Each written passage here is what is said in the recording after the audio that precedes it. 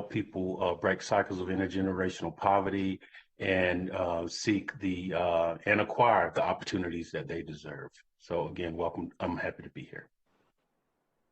Thank you, Mr. McDonald. Next up, we've got Ms. Virginia Kehoe.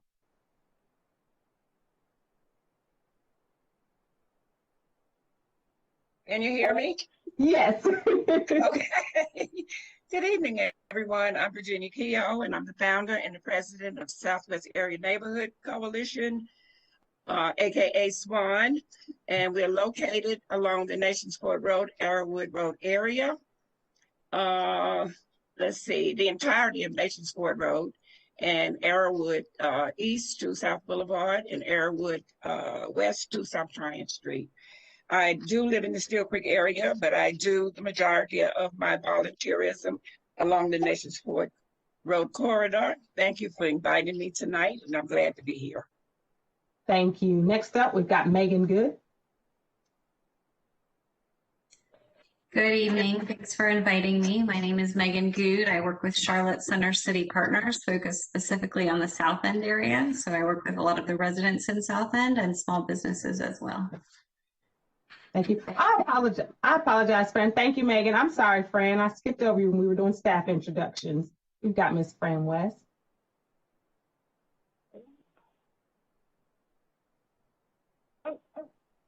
My computer's lagging a little bit. Hey, D3, I'm so glad to be here with you all tonight. My name's Fran West. I'm Assistant Director with Economic Development here at the city. I can boil my job down pretty simply. We create jobs, we keep jobs, and we fill jobs. And so if jobs is what you're here to learn about, I am your girl. In addition, our team works really intentionally in working with our small business community as well as redevelopment opportunities, so along corridors of opportunity and other initiatives. So glad to be here tonight. Thank you. Next up, we've got Ms. Dottie Stowe. Hi there. My name is Dottie Stowe. I am a resident of Southside Home, also the resident organization president of Southside Home, and an employee of Enlivian. Nice. Glad to be here. Thank you. Next up, we've got Mr. Daniel Pentecost. Thank you. I'm Daniel Pentecost, the current president of Parkview Neighborhood Association here on the historic West Side in Charlotte. I've lived in the neighborhood for now going on 5 years and love to call the West Side home. Also deeply involved in everything that's going on in the Tuckasegee corridor. And so, as many know, we are a major hotspot of activity in the community at the moment, and lots of stuff that we're talking about tonight directly affects our neighborhood. So we're excited to be here.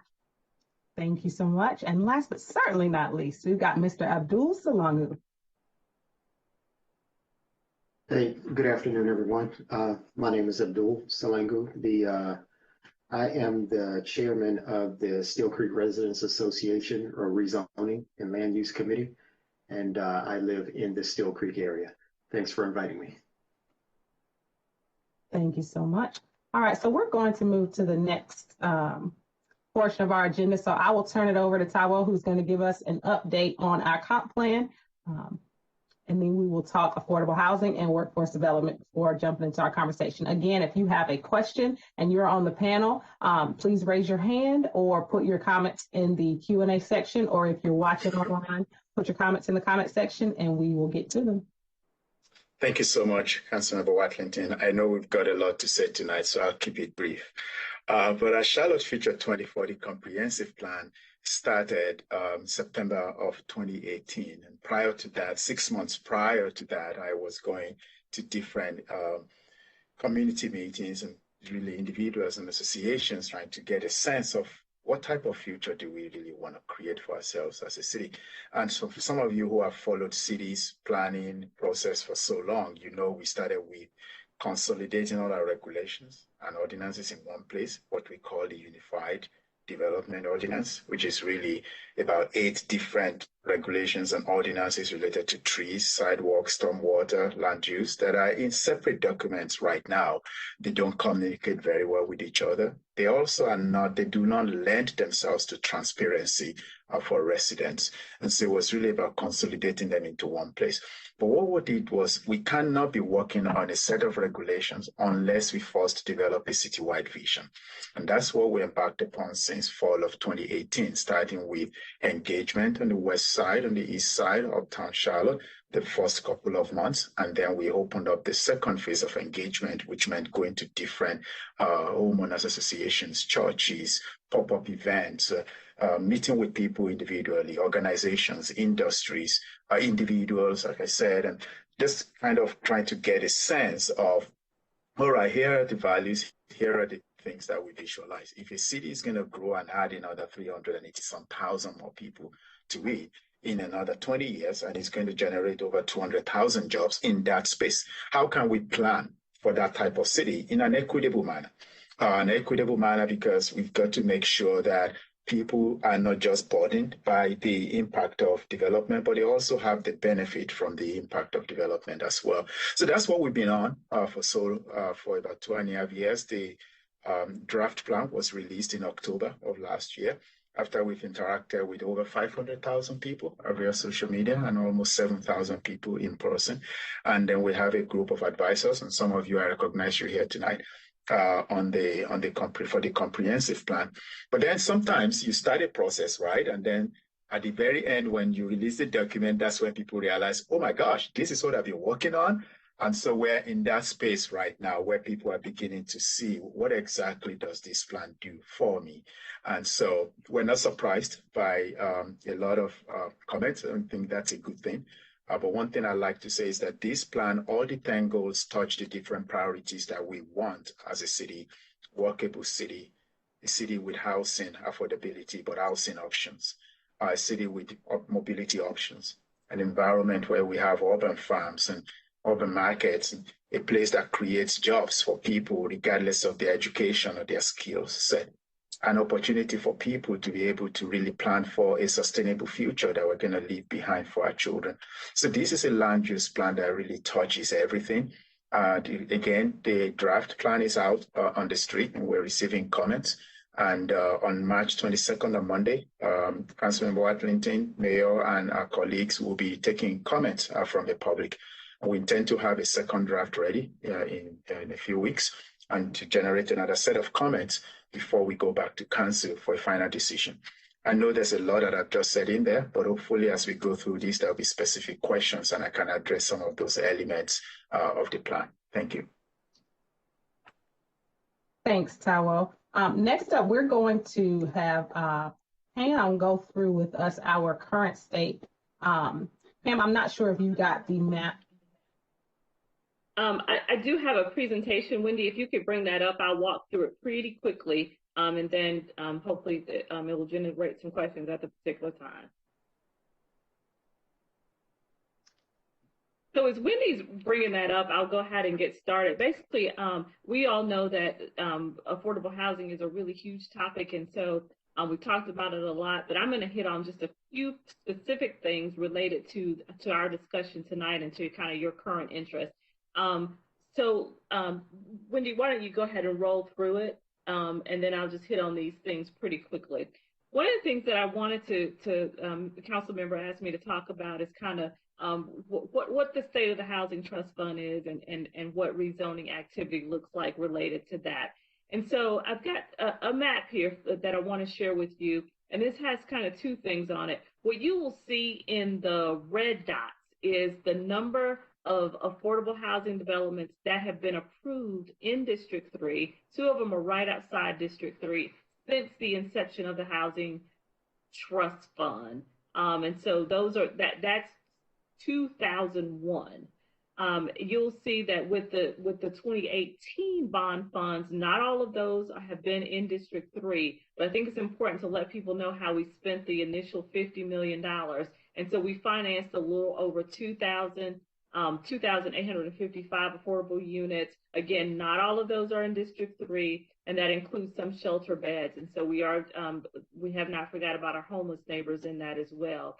As far as the rezoning activity, I kind of wanted to show you all an overlay. The rezoning activity is simply for the past 2 years, and it's both single family and multifamily. So you can see, since the exception of the Housing Trust Fund on the map, and then with the rezoning activity over the past 2 years, both single family and multi. And so the purpose was kind of to show you what is current, and then kind of a look at what's to come in District 3. If you'll go to the next slide for me, I also know that home ownership is a key component, a key interest for this area. And one thing that I will say is that thanks to the council just this past year that they agreed to set aside a portion of the Housing Trust Fund for home ownership. And so that is new for Housing Trust Fund, but we think it's well worth it. And we'll see kind of what requests, if any, we get for home ownership for the trust fund. In addition to that, though, we still have our House Charlotte program. We've had that program around for many years.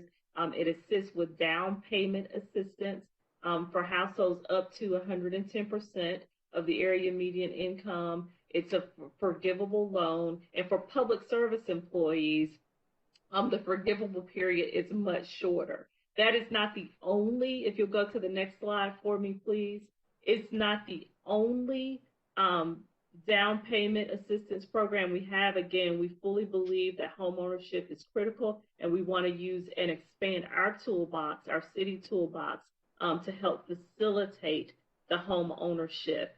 So this is a program or partnership that we have through the Federal Home Loan Bank of Atlanta, and it's purposely named our Community Heroes Program.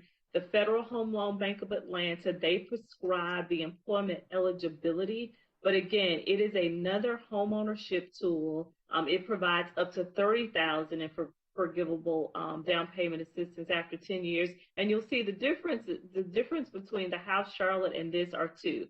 So the main difference that I'll point out is it's for households earning between 80% and 120% of the area median income. So a little bit higher earning household, which is good. That helps us create diverse neighborhoods. And also the employment eligibility, again, prescribed by the Federal Home Loan Bank of Atlanta. Employment eligibility ranges from police, fire, and first responders to not only just school teachers. Most recently, this has been opened up to all CMS employees, which is really good. And then for those frontline workers, such as grocery and pharmacy, that we've all really come to fully appreciate more over the past year. If you'll go to the next slide for me, please. Also, in terms of promoting home ownership, trying to protect some of our older assets in our community throughout the city, we have what's called the Home Ownership Acquisition, Rehab, and Resale Program, and that's pretty self-explanatory. Thanks to the City Council this past budget cycle, there was $2 million put in our budget of local dollars, and what that enables us to do in partnership with Habitat, Red Cedar, and Urban Trends, those are our partners, we've been able to acquire 13 existing homes. We're in the process of rehabbing those and then recycling or selling them back as affordable housing. I will tell you that 4 of those products they are in District 3. We hope that we can continue this work. Again, it's another way that we preserve our existing assets and that we create home ownership.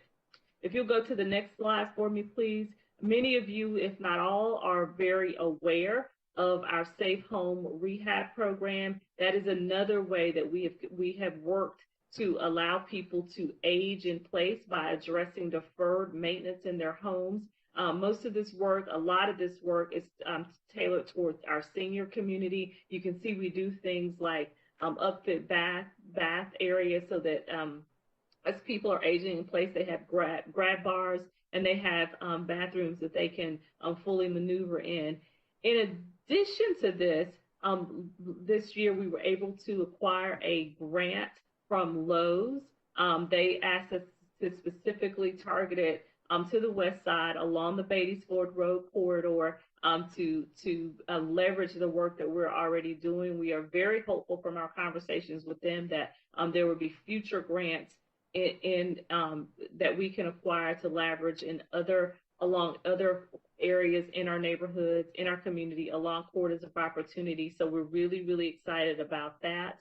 In addition to the safe home rehab work, there's the emergency repair work that also goes on that really allows us to fix things that are emergency, just what they say, to allow people to remain in their homes. If you'll go to the next slide for me, please, Wendy. Many of you may be really familiar with this program, TLC by CLT. It was kind of the brainchild of former Council Member Lawana Mayfield. We started this work in Camp Green and Lincoln Heights. We've maneuvered this work over to Revolution Park and Washington Heights. We want to be able, as funding grows and as contractor capacity grows throughout our city, we want to add other worthy neighborhoods. We know there are a number of neighborhoods out there who could benefit from this work. Again, this assists with aging in place, addressing deferred maintenance, and really the difference between this program and the Safe Home program. This program allows us to do holistic neighborhood revitalization, which is very near and dear to my heart. Rather than just doing one-off rehabs, which are good throughout the city, we can really concentrate our efforts in one particular neighborhood to really make a significant improvement. Just a few stats to share with you. We completed 30 homes in Camp Green when we initially started, to the tune of about $1.9 million, and so that's in your district. We completed 46 homes in Lincoln Heights, again on the west side, to the tune of about $1.7 million. We're just beginning the work in Revolution Park and Washington Heights. So far, I believe we have 15 homes in the pipeline at Revolution Park. We've completed one. We have 11 homes in the pipeline at Washington Heights. We've completed one there. And so we're really, really excited about this work. If you'll go to the next slide for me, please, Wendy. Land Trust, many of you are familiar with the Westside Land Trust, a very great concept. We have partnered with them in a few significant ways early on as they are proving out their concept and standing up their organization. We have provided them $49,000. They've acquired some property in the Lakewood where they are doing, it will result, they're in process. It will result in 4 affordable housing units, and the 2 of them will be homeownership opportunities, 2 will be rental. And then we've also helped them acquire some sites along the Beatties Ford Road corridor. And then there is funding for them in the quarters of opportunity budget. So more to come on that as they continue to get acclimated and really stand up their proof of concepts.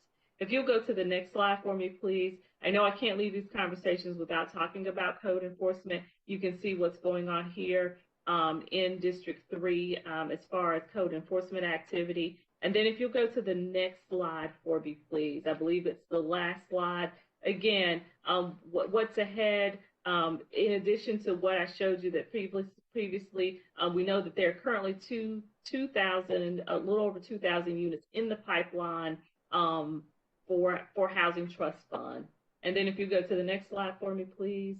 2020, we're working with that bond allocation now. In January, we released a request for proposals with lists. Staff is reviewing. You all have had some community meetings, and then council will be reviewing those proposals in April. So more to come on that, and we appreciate your involvement and your feedback that you've been sharing with us. And that is not going unrecognized for sure. And then if you'll go to the next slide for me, Wendy, we've talked about the TLC, so I won't spend a lot of more time there. And then if you go to the next slide for me, I will end with this.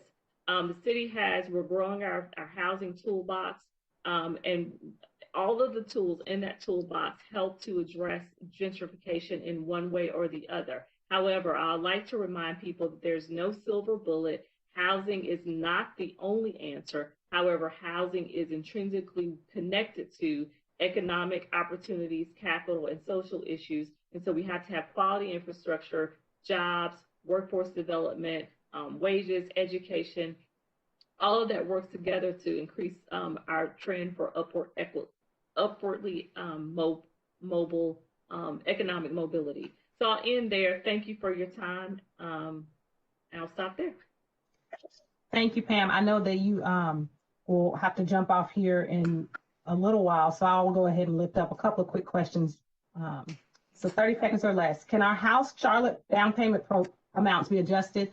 Affordable housing prices have increased so much. So the question is, can the awards for down payment assistance be raised?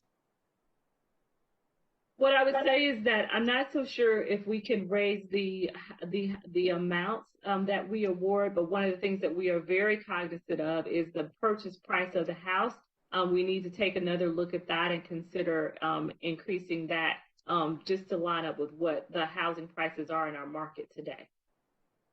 And as a follow-up to that, the plan includes goals to create affordability in housing and prevent displacement, but how do we actually keep things affordable? You've mentioned several things. Is there anything else that may be outside of housing specifically, whether it's you or Ty, that can speak to what can actually help keep things affordable? What are the real levers that we have, whether it's publicly or privately? One thing I will say, and then I'll yield to Ty, is I think the more diverse housing products we have, I think that works to create additional affordability in some areas of our city. And I'll yield the rest of my time to Ty. Yeah, I'll start by saying that while the cliche density is not equal affordability seems to be very simple and sounds really nice, it's not necessarily true. It depends on the type of density. If we're talking diversity instead of density, like Pam said, we can actually get towards affordability goal. But there's a lot on the rezoning and entitlement end that we can also do. And we've been having this conversation between planning and housing for the last 1 year or so now as to what are those things that we can do to incentivize developers so that whether they are able to fast track the delivery of homes. Because right now we don't require them to use specific materials. We don't even ask them to design it in such a way. So there are other things they can do. But on our rezoning end, there are tools that we can actually apply that can help with housing affordability. We also believe that streamlining regulations, as we're planning to do as part of our UDO, will actually help developers to deliver some of this on time once you have some of those conflicts worked out of regulations and ordinances that we have today. Thank you, Ty. I will go ahead and move on to the next item in the agenda. We've got time reserved at the end for Q&A, so we will touch as many of the questions as we're getting as possible. So with that, I'm sorry, Mr. Glusenkamp, were you expecting to speak right at this section? Yeah. Well, I can go anytime you would like. Okay, so let's do this. Because this project is significant in the district, let's go ahead and have you give us an update on that. If that works for Fran, I know that you were at 5:55. Okay, I think she's okay. Go ahead, sir. Okay, Wendy, I think if you could pull up the slides.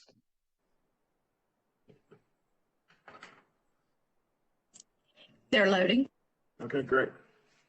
And you can go ahead and advance. So we're excited tonight to talk about our next development. This is the largest development for Habitat for Humanity of the Charlotte region to date. This project site is right off of Morrisfield Drive to the west, Seymour Drive to the south, and Plato Circle to the east. And you can see the area outlined. Moore Sanctuary is right to the north, and this is a 9-acre site. So if you can advance. So, the site came to us through the city of Charlotte, who donated the land parcel to us. They're also going to help support the infrastructure work through CDBG grants. Our plans are to build 39 plus, and I say plus or minus because our site planning is currently under review as we speak. These will all be new single-family homes. So all the units will be for homeownership opportunities, and they will be in that 30 to 80% AMI. So some of the amenities that we plan to offer are lots of green spaces, community spaces, perhaps recreational, such as basketball, dog park, and so forth. So all of these are being developed as we speak. And then we'll establish a homeowners association to help with the governance in the neighborhood. So if you want to advance. Hopefully you can see that this gives a little bit of the timeline as far as where we are with this neighborhood development. The first flag that you see, we've just completed the sketch plan and submitted that to the planning department for review. The preliminary review is wrapping up as we speak, and we're getting those comments. We're getting ready to start the engineering drawings that will allow us to submit those for permits and for bidding. And it's our hope that the infrastructure, the grading, paving, road work, et cetera, will begin later this summer. And house construction itself will start late winter or spring of 22. And that'll span for about 30 months to the end of 2024. Okay. Just some of the, and you can go through these pretty quickly. Some of the product that we plan to offer, these are a wide variety of 1- and 2-story. So lots of variation in terms of square footages and plan. And so the next steps, as I said, we've submitted for sketch plan review. We're getting ready to start the construction documents. We'll go for permitting to our contractors in the neighborhood, and then receive those bids and hopefully have a groundbreaking early this summer. I think Sharika wanted to say a few words about that. Sure. Hello, everyone. Sharika Eskridge with Habitat for Humanity of the Charlotte region. I'm the Neighborhood Revitalization Coordinator with Habitat, and I'm excited about the upcoming groundbreaking ceremony where we will be officially announcing the name of this new project and development for us.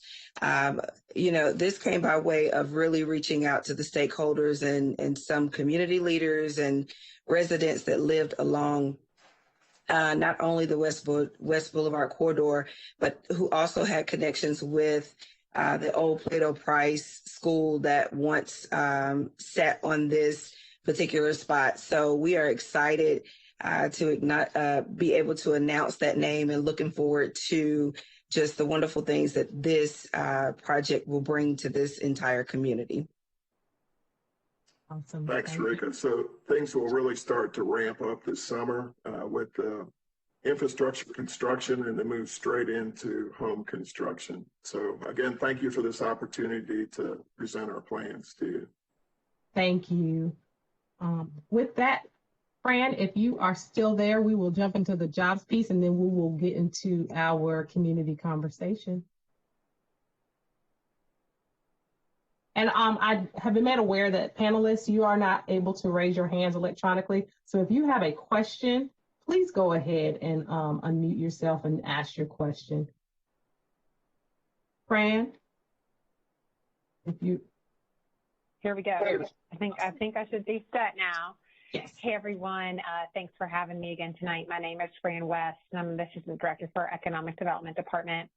I'm going to briefly run through some quick slides and talk to you about the work that we're doing to help people in Charlotte get great jobs. I first just want to mention that yesterday, well, actually, I guess Wednesday, yesterday, it's been a whirlwind week, that we announced that Arrival, which is an electric vehicle manufacturer, will be bringing their plant to West Charlotte. It'll be at the intersection of Billy Graham and Tybola, and they will be hiring 281 people to assemble new electric vans that will deliver for UPS. So we're really excited to bring those jobs to District 3. And I just want to give a super shout out to MAC and Renaissance West for helping us with that, and looking forward to making some of those connections.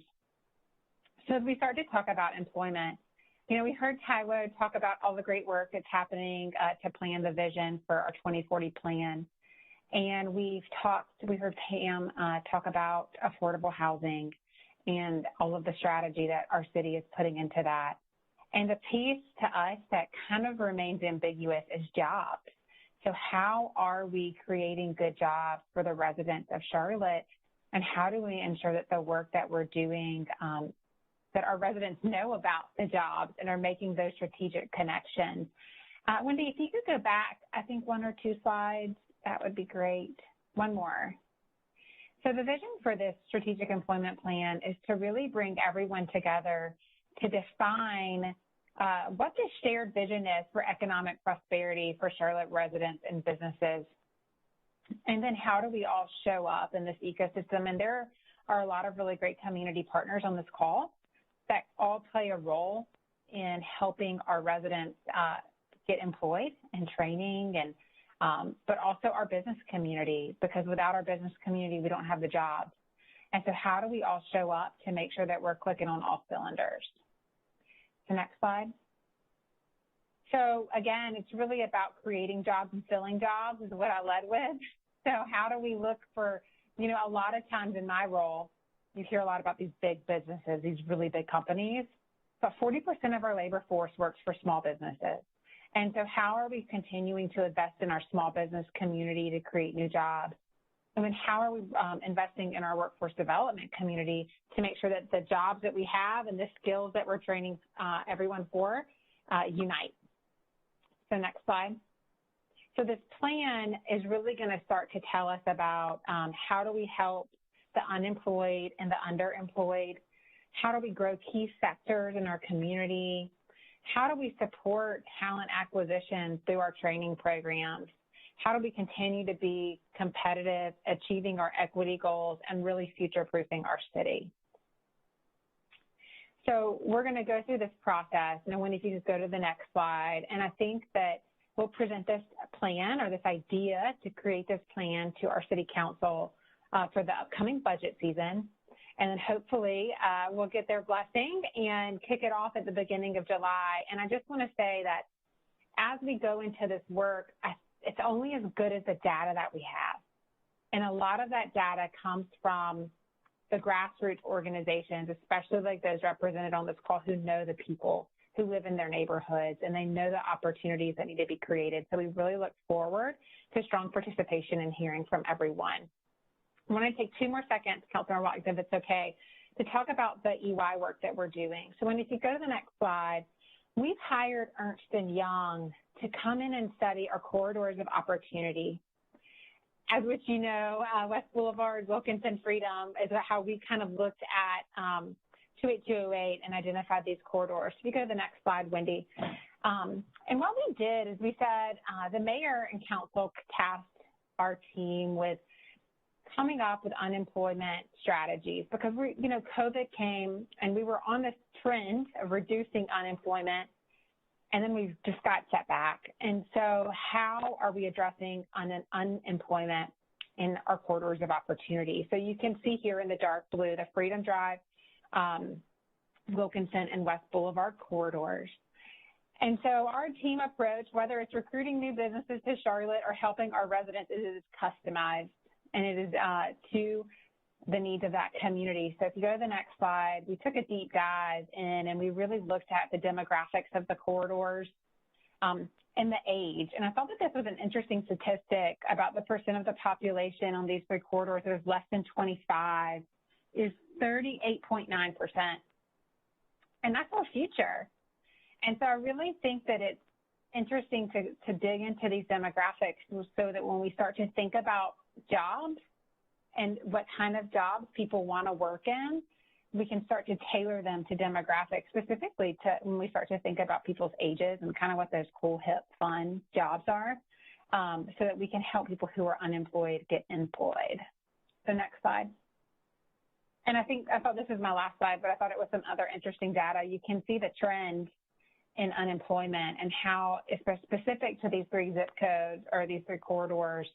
You know, in 5 years, it went from 23% down to 14%. Now, that's not good enough. It needs to get lower than 14%. But I think that what I want everyone to know is that we are using data to come up with these approaches. And so we're going to marry the data and the community conversation to hopefully find that customized approach that really works best for the communities in which we're working. So I just want to thank everyone for their time today and look forward to working with all of you as we help to bring jobs to Charlotte and help to create that vision of economic prosperity. So thank you so much. Thank you, Fran. And with that, we've pretty much gone through an overview of where we are right now, what work is happening in the city, just to lay a foundation as we get into this conversation. And so now we're going to hear from our community leaders, and each of them are going to share with you some of the vision that their neighborhood has come up with, what they'd like to see, what are some of the questions and concerns that they have that they want to make sure are considered as we move forward, particularly with the comp plan. And so with that, I will start with Mr. Daniel Pentecost.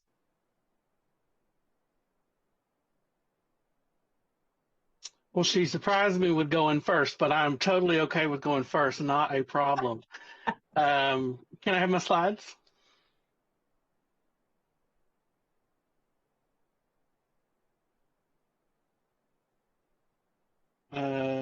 Are my slides showing? I can't see them. Not yet. Okay. Well, for those of you that don't know, Parkview is one of the neighborhoods on the historic west side of Charlotte.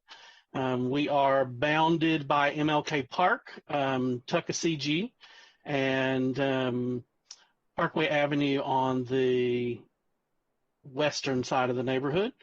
Parkview has continually been one of the active neighborhoods since the 70s and forward, thanks to some great neighbors. The thing that interested me most about living in the Parkview neighborhood was the neighborliness of neighbors.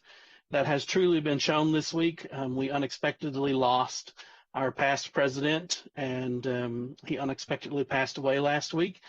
And the thing that his wife has said over and over and over is she has been thoroughly shocked, impressed, and bowled over by the number of neighbors that have stopped in to just share a hug, share a meal, share a little money, and to make sure that she knows that she's supported by the whole neighborhood. And so that greatly warmed my heart as the current president of the neighborhood, because I didn't coordinate any of that. Neighbors did that all on their own.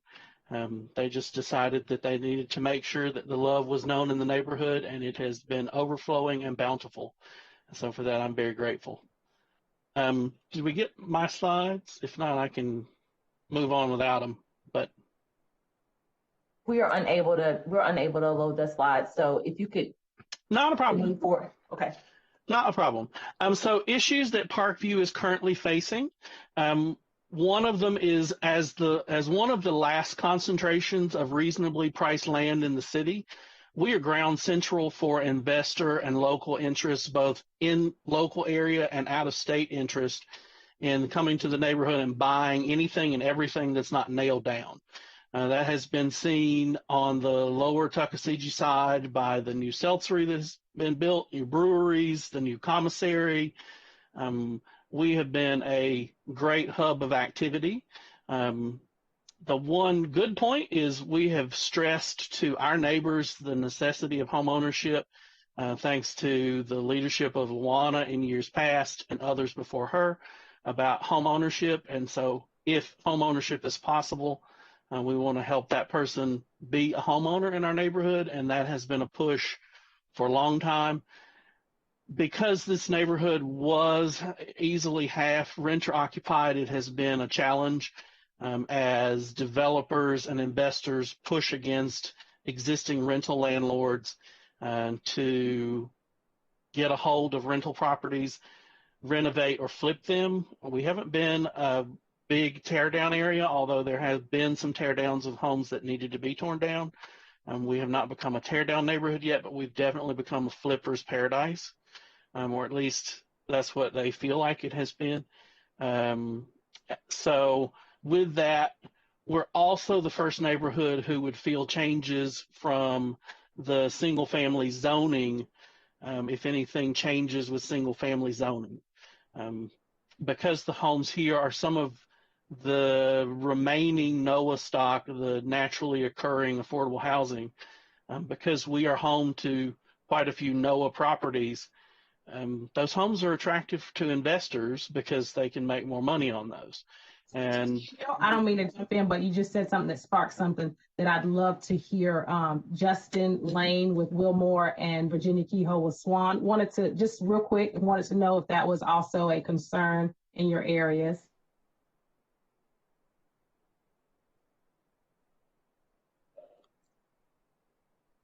Go ahead, Justin. I see you're off mute. Yeah, there we go. Sorry about that. Yeah, there are some dynamics that we are watching, and part of my update will include a way to possibly mitigate some of that impact. And Virginia here, the same in the Nations Park Road, Airwood Road corridor. There is an issue and concern with multifamily housing and rentals in that area. So one of the questions, I'm sorry to switch it up on you, Daniel. No worries. One of the questions that I see has been in the chat has been around this single family zoning piece. So let's go ahead and just talk about it right now. I'm sure most of you have already seen, goal 2.1 and 2.2 and 2.3 specifically talks about increasing density and creating housing options. Taiwo, would you mind giving us a quick overview of what that means and what it looks like? Because I'd love to hear feedback from the community in regards to that. All right, thank you. Again, so if what I don't want to do, and I think I've said this over and over again, is that a plan is not an opportunity to piece things out and then address those, because you cannot fully address goal number 2 and those objectives or policies unless you also look at goal number 3, which is objectives and policies. But I do get that. So 2.1 in goal number 2 talks about housing or neighborhood diversity and inclusion. The purpose of that is to have diverse types of housing in every neighborhood that allows people to have a choice, whether it's life cycle housing where people downsize, they move from something that's bigger and larger to something that's smaller and manageable, depending on the age of or phase of life.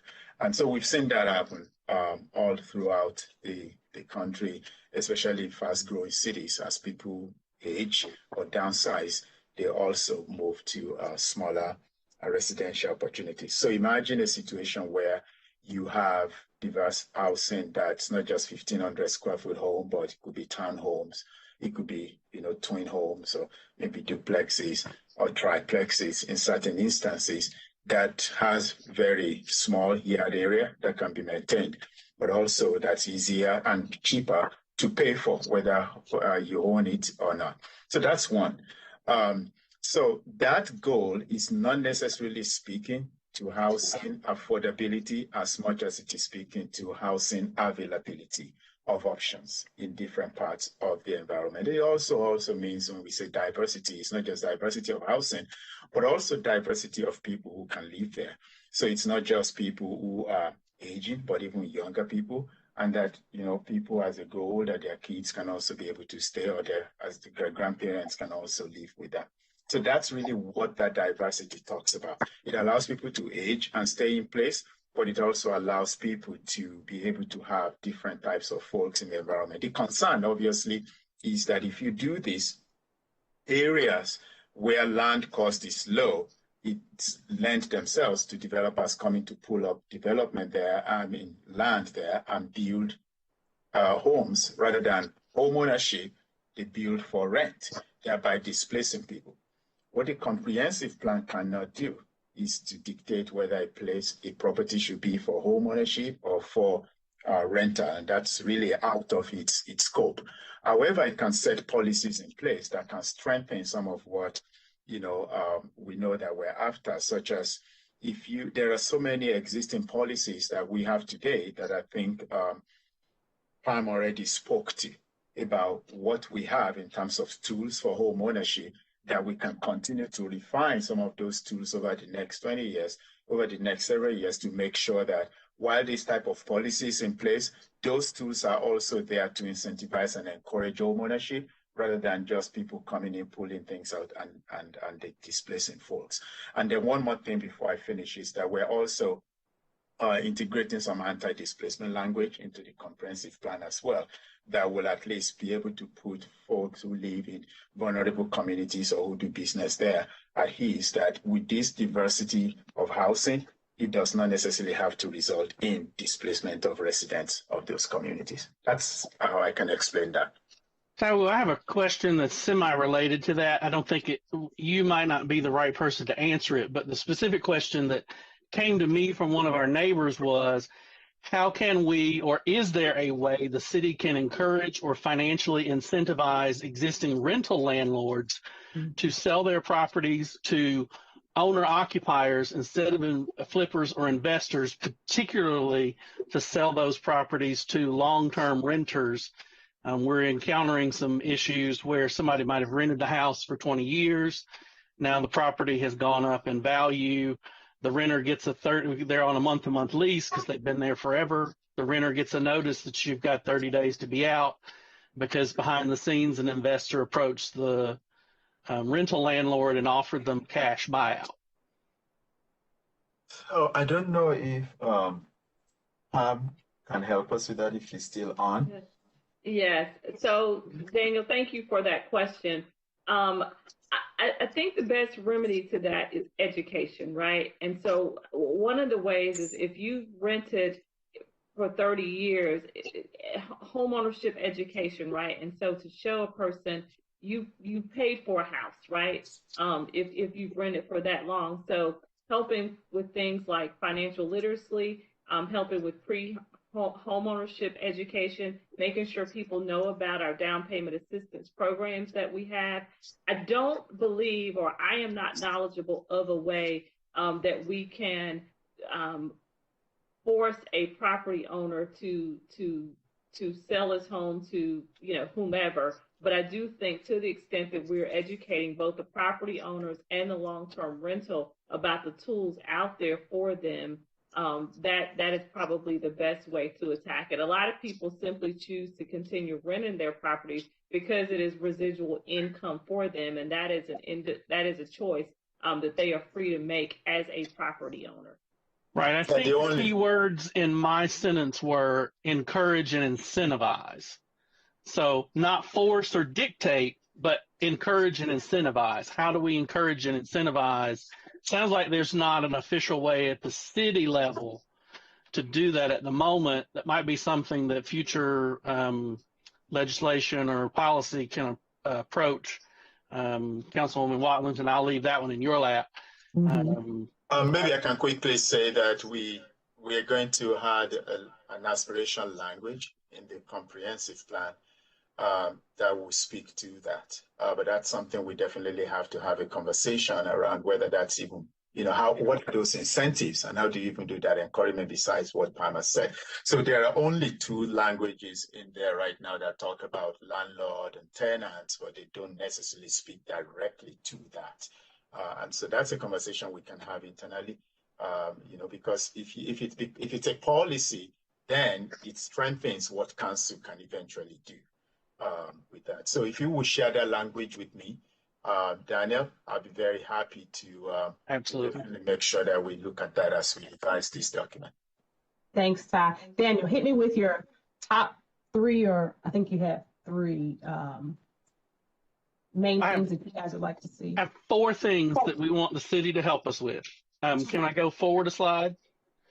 The first one is to fully fund property tax assistance programs for both seniors and long-term residents. Most annoying thing I have right now is I don't know for our existing folks what money they're going to be able to get in June because that money has not yet been allocated.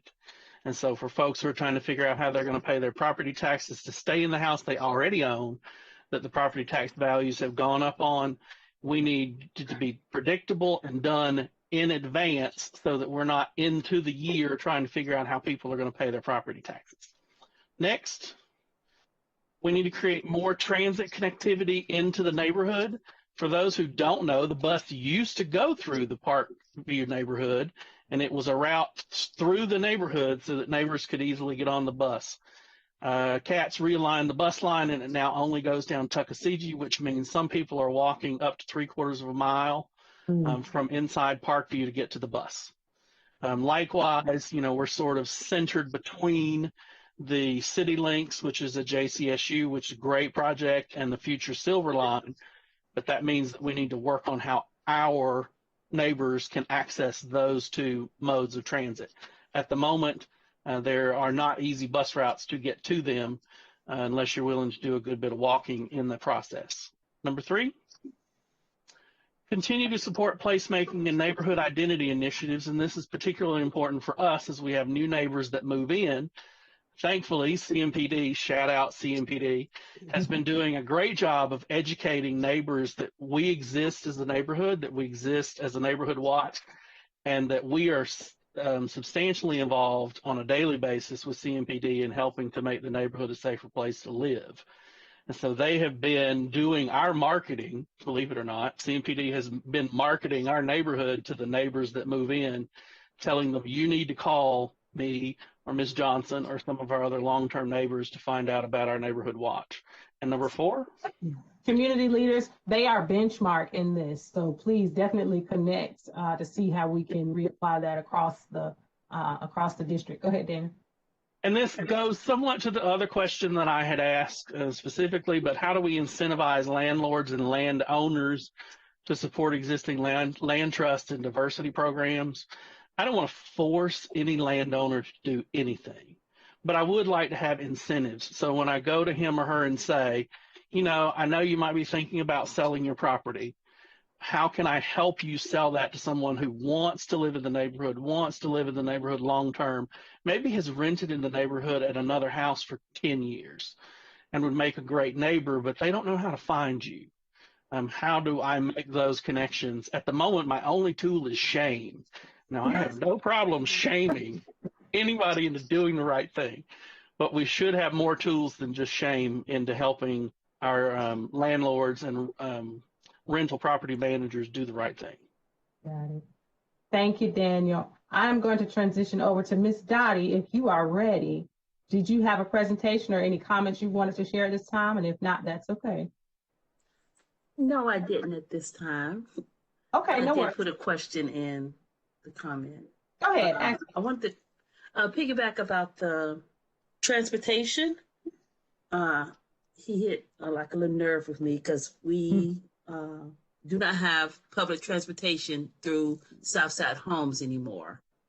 And we're trying to adjust to that, but we also noticed that the bus stops that they do have close by do not have seating for some of our seniors, disabled, or even parents with small children, the little shelters that we had inside our community.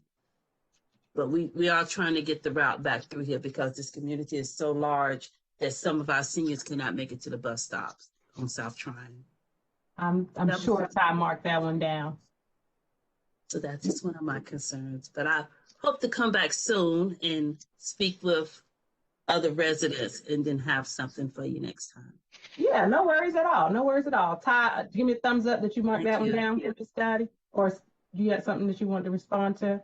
With regards to transportation, yes. So Daniel brought up, I was writing that down here, transit placemaking.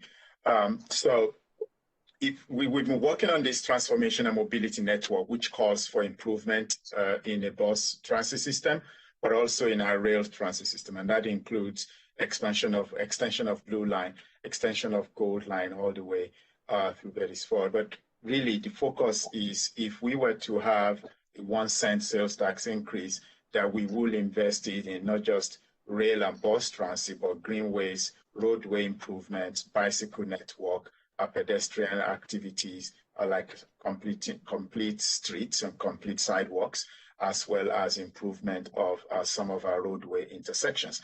But let me quickly go to that bus line conversation, and that is to take about 20 some routes today that are not really running frequently, but they have higher ridership, like you have in your neighborhood, to really improve the frequencies to 10 to 15 minutes.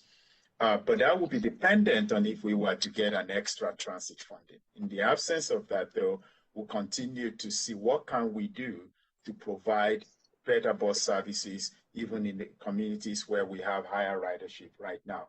So today, I think we have a number of those bus routes that are running at 15 minutes, and I think some of them are actually your neighborhood, but that's something we definitely could keep in mind as we work out that transformation and mobility network. Placemaking. So council approves a quarter of $1,000,000 for us every year to do placemaking. Thanks to Councilman Watlington for that.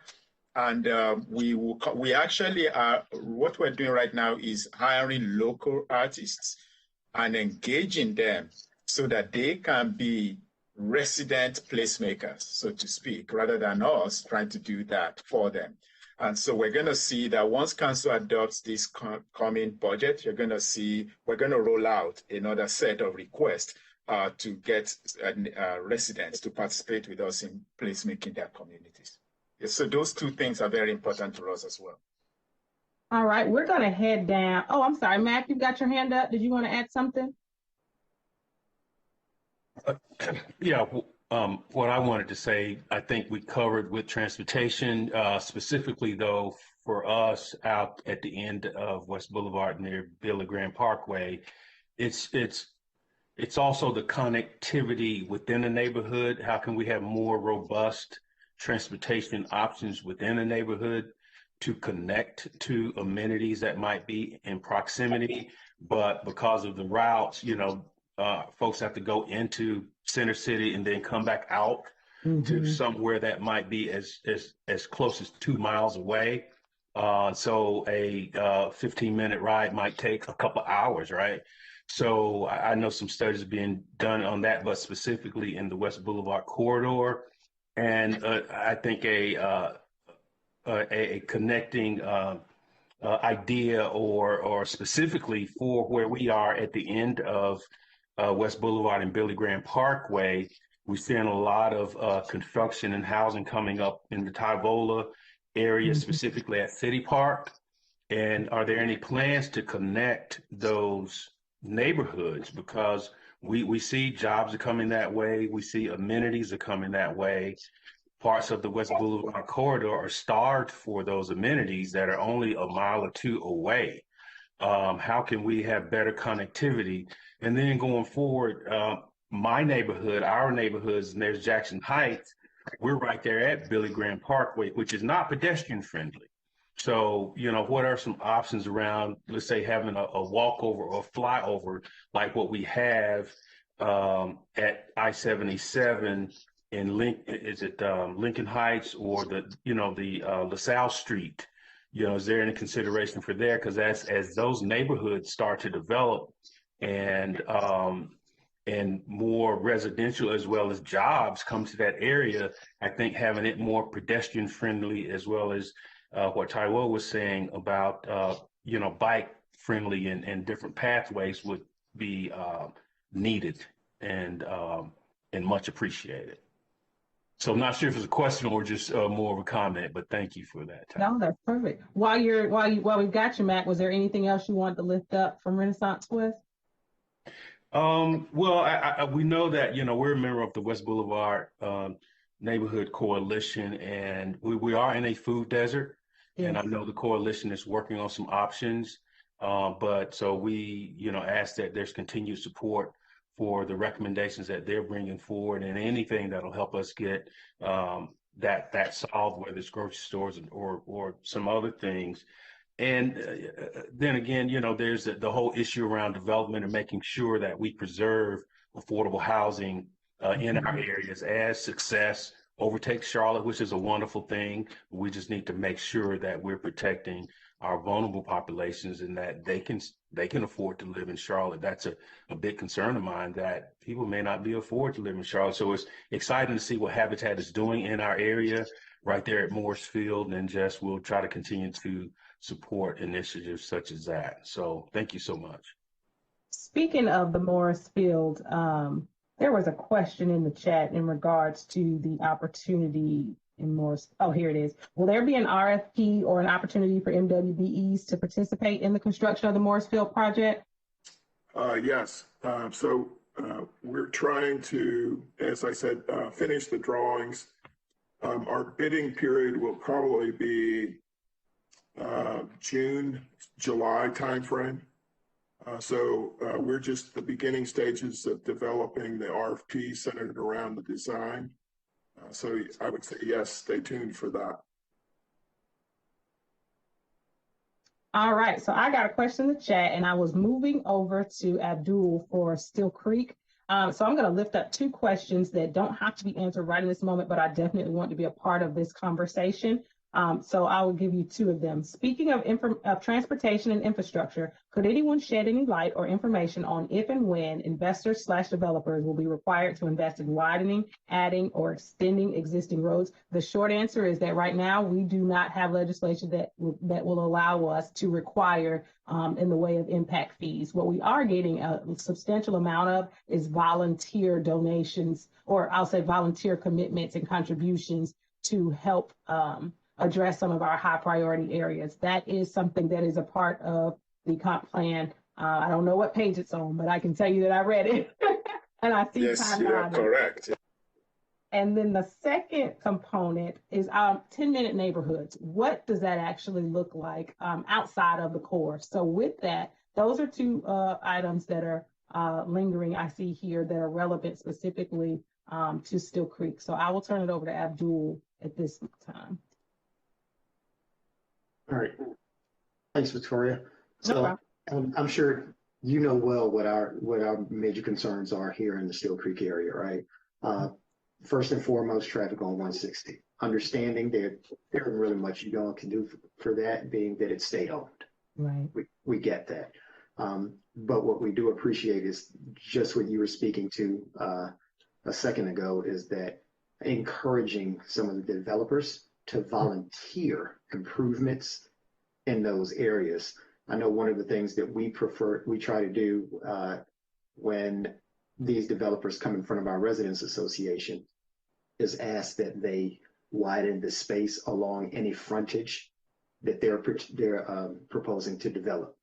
Mm-hmm. So while they're not technically widening 160, they are adding more roadway to anything that touches any of the area that they intend to develop. So by default, adding to 160. Outside of that, we definitely have an ongoing concern about the number of rezoning petitions that come through for multifamily, right? That this is not a multifamily area. We don't want a bunch of apartment complexes going up in the area. People move to this side to get away from that, right? This is not uptown. It's not Center City. It's not University. Nothing ever stops moving there, right? When people move in this direction, they want things to kind of stop when they leave work, right? Mm-hmm. So the number of requests coming through, and for the most part, all but one we've opposed, and we thank you for backing us on those. Absolutely. Absolutely. Yeah, we thank you. As far as also, and this also goes to the multifamily as well, but the UD and UR proposed solutions. Again, I mean, this isn't a Baxter Village, right? This isn't we're not looking to be like uptown where everything I can walk to the drugstore in 5 minutes, right? Don't care, I'll get in my car and I'll drive. Now, it's not conducive for all neighborhoods, we get that, and not all areas. But again, some people move away from that stuff because they don't want all of the extra. Mm-hmm.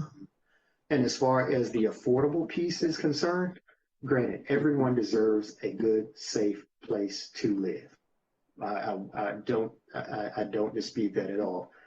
However, what happens when you put the more affordable homes in, and I'm speaking as an investor, right? If you put an affordable home in a neighborhood that's $300,000, $400,000, $500,000 neighborhood, I'm going to be the first one to go grab it. Mm-hmm. An investor is going to buy that house before the first nail goes in the board. Right. So the person who actually wants to own that home and live there for the next 20 years never even gets an opportunity. So just putting affordable homes in areas where the mortgages and the rents are higher only ensure that those are purchased by investors. And especially when you consider multifamily, where you're concerning townhomes. Townhomes are like prime targets, right? So for that, those are our major concerns in this area. But again, we appreciate all the support that you've given us to make sure that things aren't haphazardly done and they stop rubber stamping all of the rezoning requests. Absolutely. It's my pleasure, for sure. You bring up some great points and some perspectives that I haven't heard lifted into the conversation yet. Particularly, you talked a little bit about even the desire for a 10-minute neighborhood in certain areas of the community and why that may be different versus uptown. And you also talked about, to your point, what happens when we do try to put affordable housing in areas that's lower, at a lower price than what's relative to it in the neighborhood, and is that really a realistic opportunity for owner occupiers? To that end, and I know that Pam has had to step away, but I definitely would like to see a response in regards to what we're going to do, or what are we prepared to do as a city to create or expand programs that will actually enable owner occupiers to compete with investors who are offering cash and maybe a 2-week close versus some of the more traditional means, and how we partner with lending institutions to actually create some of those opportunities. I know that Virginia Kehoe was over there nodding. Please jump in here. And the reason why I was just jumping up and down is because I live in Steel Creek and I serve on the board with Abdul. And yes. Abdul, first of all, hi, and thank you for representing us. You did well, you spoke well, and everything you said, I agree with. I mean, you did a wonderful job, and I just want to thank you for representing the Steel Creek Residents Association. Even though I do my volunteer work along Arrowwood Road and Nations Ford Road, I live in Steel Creek, and that's my heart and soul. And he made it clear. Mm-hmm. And the 10-minute communities or neighborhoods was one of the interests that I had and that I like about the 2040 plan. And actually, you can say that in Steel Creek right now, we have some 10-minute neighborhoods already. Mm-hmm. So that works for me. But thanks again, Abdul. Victoria, can I just go ahead and talk a little bit about Nations Ford Road before we go further? Absolutely. Let me put this in the atmosphere too, because I see a question about Arrowwood since you mentioned it. Can the city donate land about 5.4 acres on Arrowwood in England to Habitat to create affordable home ownership opportunities? I'm not sure what the situation is specifically to there, but we will get an answer to that in the follow-up. But it sounds like he had something that he was going to say. No, I don't have an answer to that specifically. Okay. Yes. Yeah, that's kind of been an ongoing question. Go ahead, Ms. In the area. The Salon Coalition meets bi-monthly. And at this point, currently, their biggest concern, and Victoria, you already know this, is the abundance of multifamily housing in the area. Excuse me. Ms. Watlington, I'm still here too. If you, I'm still trying to hang out just a little bit. Okay, well, please jump in too as these conversations are happening.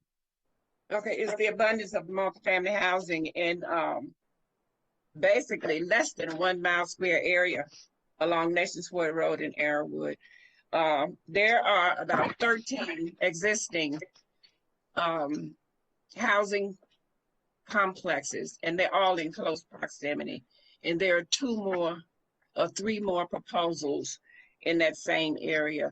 Currently, there's a 300-unit complex being built at Archdale and I-77. 2020, there were 198 apartments right at Arrowwood and Nations Ford Road. And it's just, and in 2019, there's a rezoning petition 2018-165 for another 200 units at Arrowwood and Forest Point Boulevard. And they are just inundated with multi-family housing. And there are residents that have lived in that area for 40 years, 50 years, and they are really concerned about multi-family housing, not only because of the crime that seems to have increased in that area, and I'm not saying it's because of multi-family housing, but Arrowwood and Nations Ford Road is one of the 8 hotspots on the CMPD list for high crime. There's a school being built, in the process of being built at Nations Ford Road and I-77 K-8. There's also 3 hotels at I-77 and Nations Ford Road, and they're not 5-star hotels. And the police is there frequently. So I'm not sure if the R3 to multifamily zoning would work in that area so far as diversity is concerned, because a lot of that would depend on the price of the land as to where these apartments will be built. So, I mean, it's kind of tough for the people that live there. And I do want to say this. Thank you for giving us a heads up about some property that the county owned that the city had to rezone on Nations Ford Road. As you know, Nations Ford Road is between Steel Creek and West Boulevard. So they kind of have nothing, for want of a better word, in that area. Things such as a community resource center, library, recreation center, and the land that was rezoned by the city will house a community resource center, a library, and eventually a recreation center. So we do want to thank you for that. And that's kind of what the vision is for that community. They want a reduction in crime and more resources. Mm-hmm. I'll end with that. Thank you, Virginia. I have a ton of questions, everyone. We are obviously not going to get to all of the questions, but we are going to do our very, very best. We're trying to hit themes here. I do have one that is specific to Arrival, Fran. It says that Arrival will bring 250 plus jobs to Charlotte. Do we know what types of jobs they will be, and will there be many entry-level opportunities? So just real quick.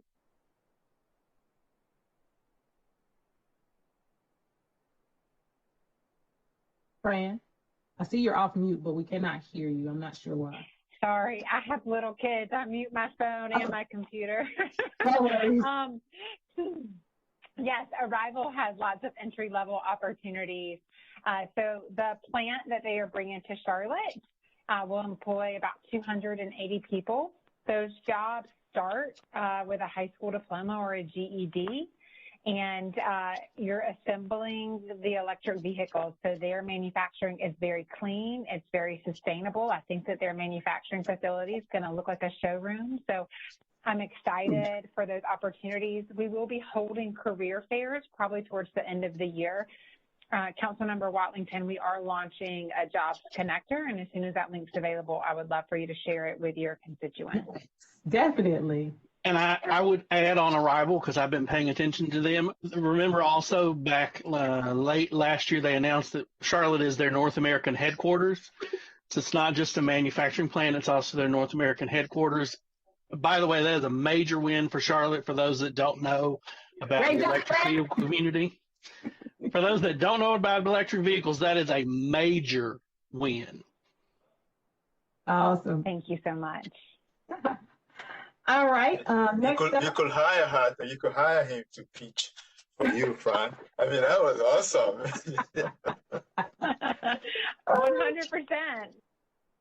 So how about we do this? We've been talking a lot about multifamily and affordable housing. I'd love to hear from some of our areas that have higher density and are welcoming higher density. So next up, I'd like to have Justin and Megan go. I think, Justin, you've got a presentation, but I'd love to hear from Wilmore in the Gold District and the South End areas.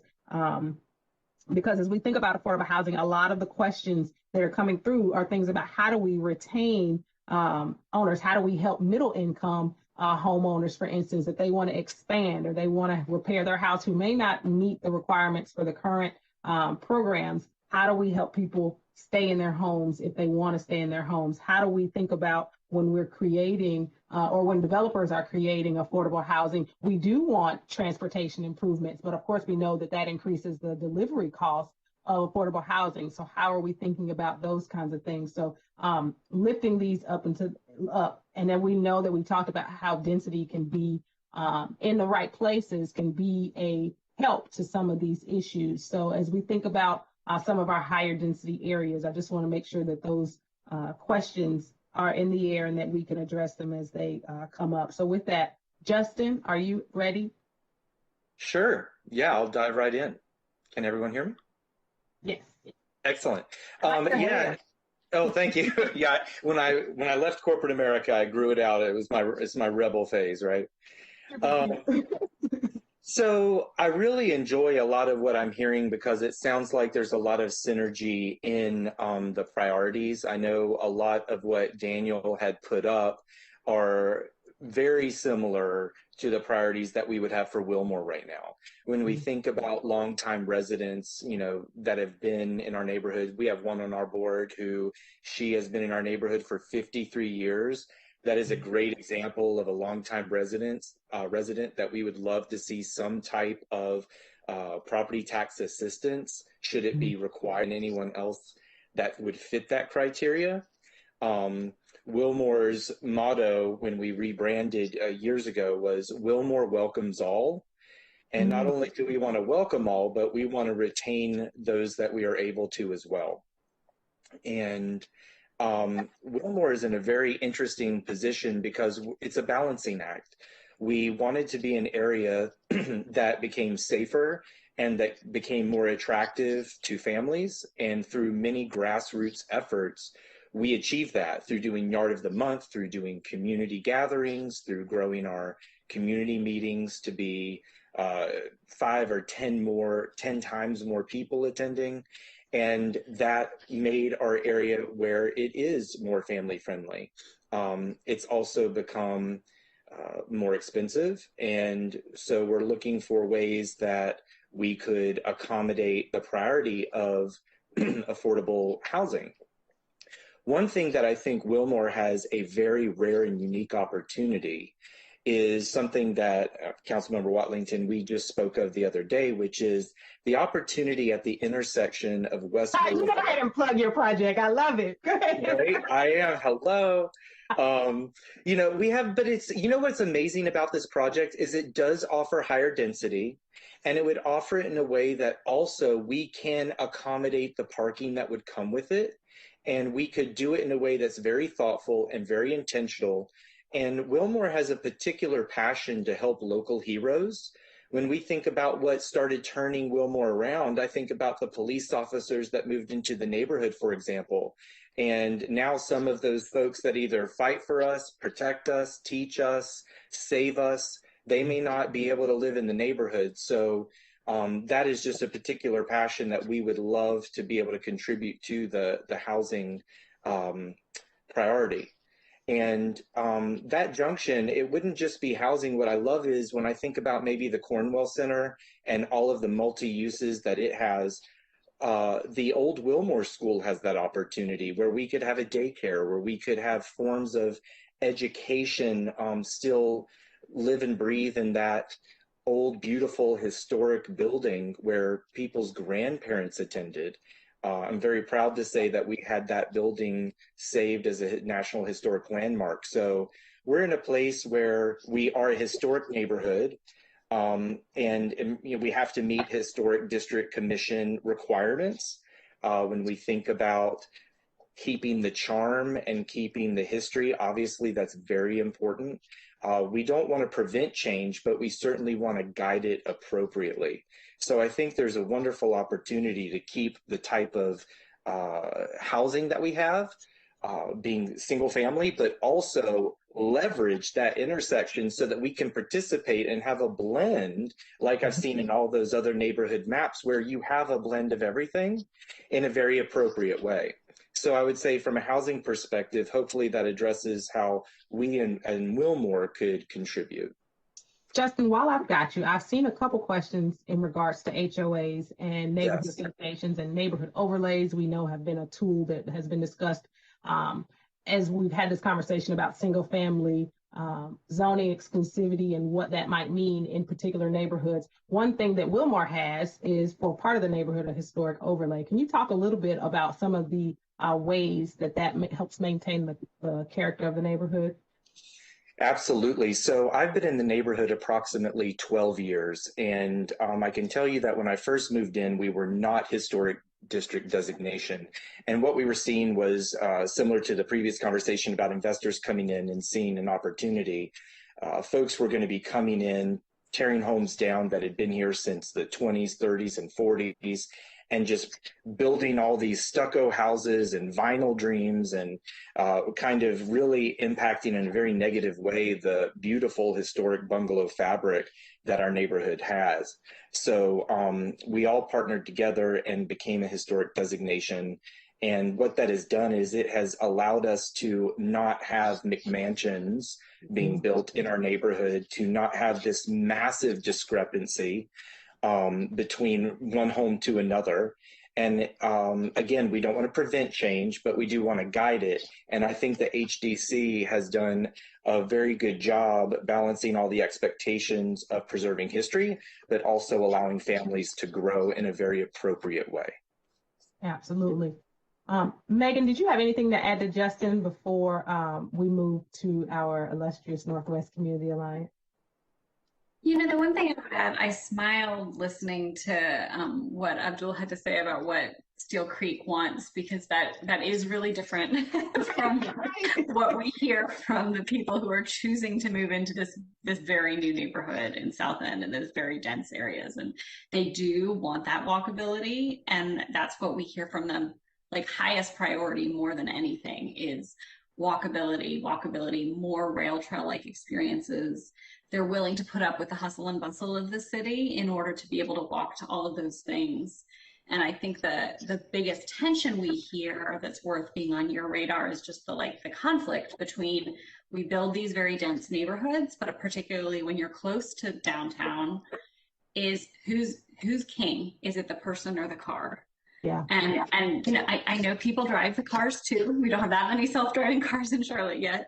So it is just about competing priorities, but that is something that we often hear. And as the neighborhood is asking questions of the city about changes that can be made to give pedestrians more priority, particularly at important high traffic intersections like South Boulevard and West Boulevard, the answer is usually some version of, but the cars.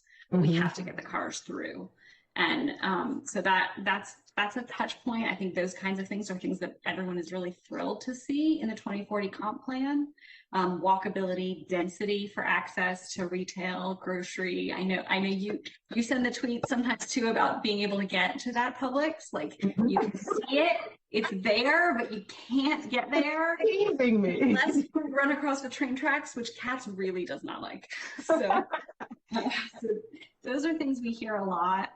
We also hear a lot of people who want more housing options, like more housing options and affordability. Now, affordability means a lot of different things to a lot of different people, but different kinds of housing is part of getting there. And that's something that I hear a lot too, is like, gosh, I really want more of that. What do you mean? What do you mean when you say that? Different kinds of housing? The reason the townhouses, you know, for people who have lots of options because of their socioeconomic status, they still feel like in our densest walkable areas, there aren't that many different kinds of housing. And so there's a lot of interest in the townhouses when they exist, and they quickly become very, very expensive, even if that's not exactly what it seems like the developer intended at the start. The demand is just really high. And then people, you know, a lot of South End, we joke that it's like the catchment area for Charlotte. Like, people move to Charlotte and they're wondering where to go, and if they can afford it, they often end up in South End because there's a lot of new multifamily there. It's not inexpensive, most of it, but there's a lot of it. And then they've been here for a couple of years and they think, where do I go next? Exactly. That older millennial. I'm sorry, I don't mean to cut you off. Go ahead.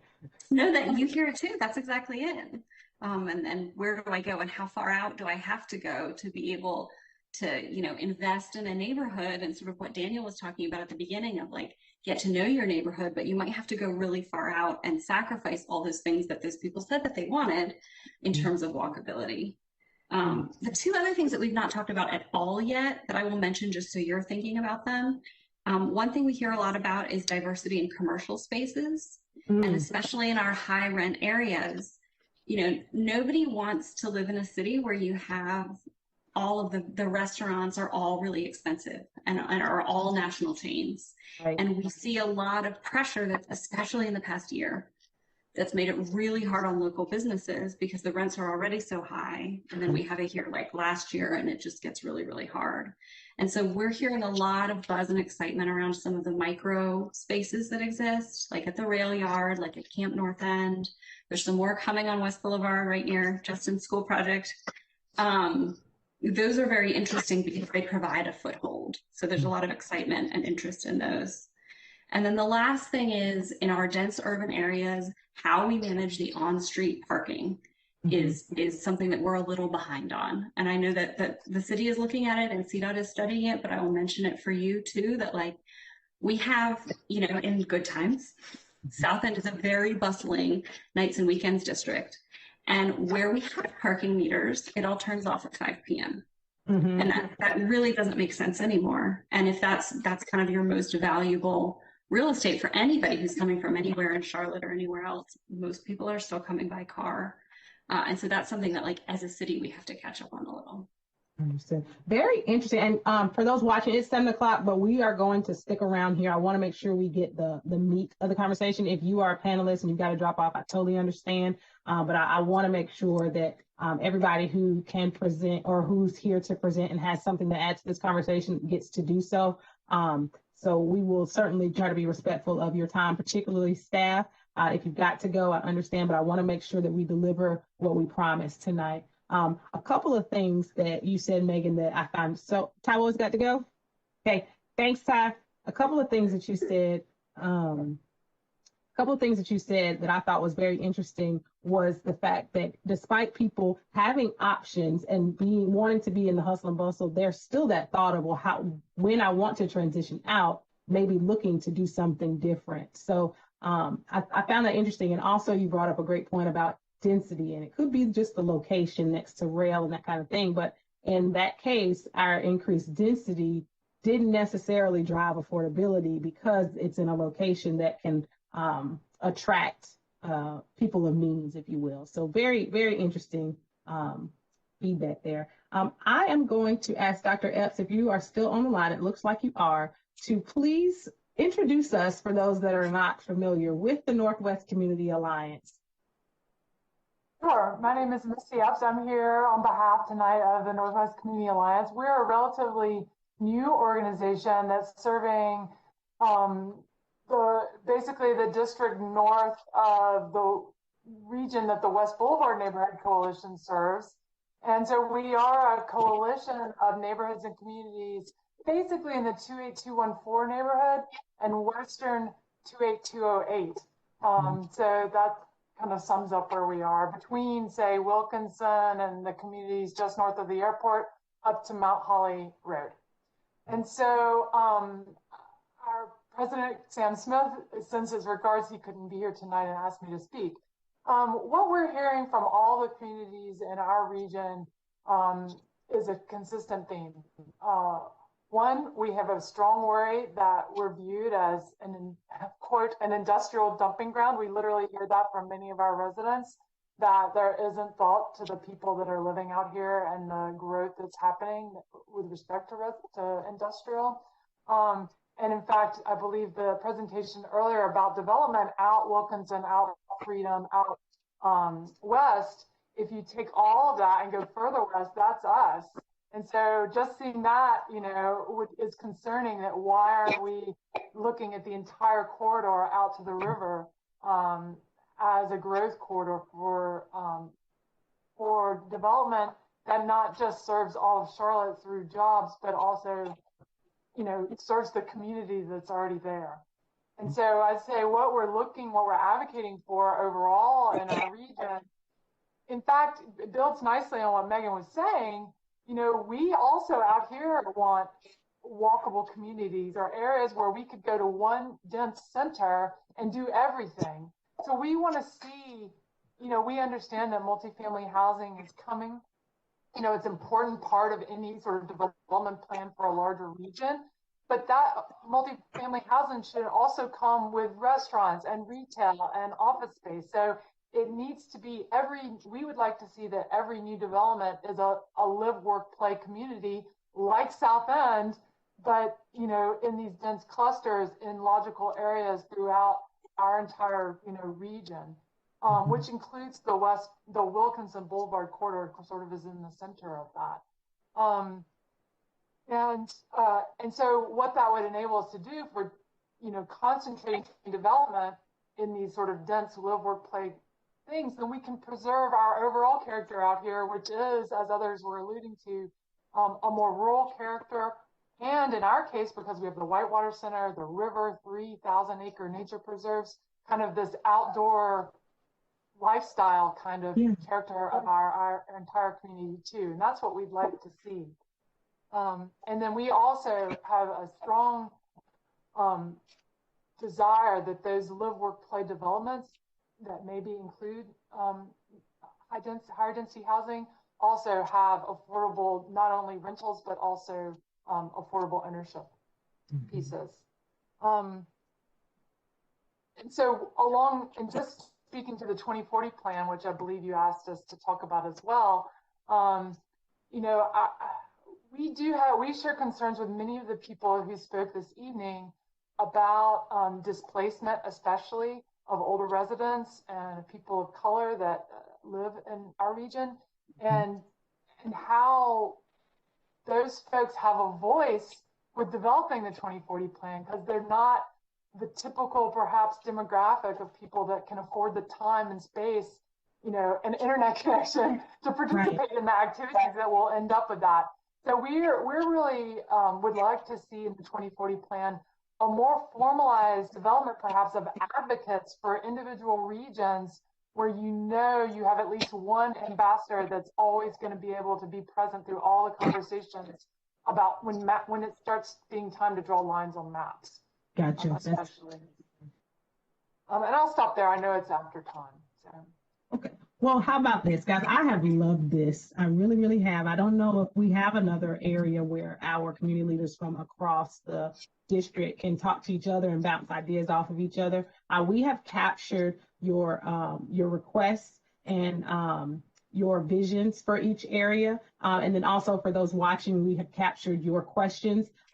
If you have not gotten a specific answer to your question yet, hold tight, it will come.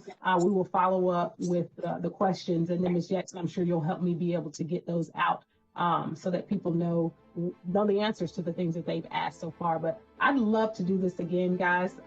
So let me know if you are on board for that. I think it's great. And I also am happy to make connections. Good, I see thumbs up. I'm happy to make connections between community leaders, because I think there are some similarities like Northwest and Still Creek. I think for sure there's several things there that are the same. So thank you for coming tonight. Thank you for watching tonight. Definitely we'll do this again. And please continue to follow and give us your input on Comp 2040. And for those of you that are speaking on Monday night, I'll see you then. Thank you. Thank you, Victoria. Thank you. We appreciate all that you do.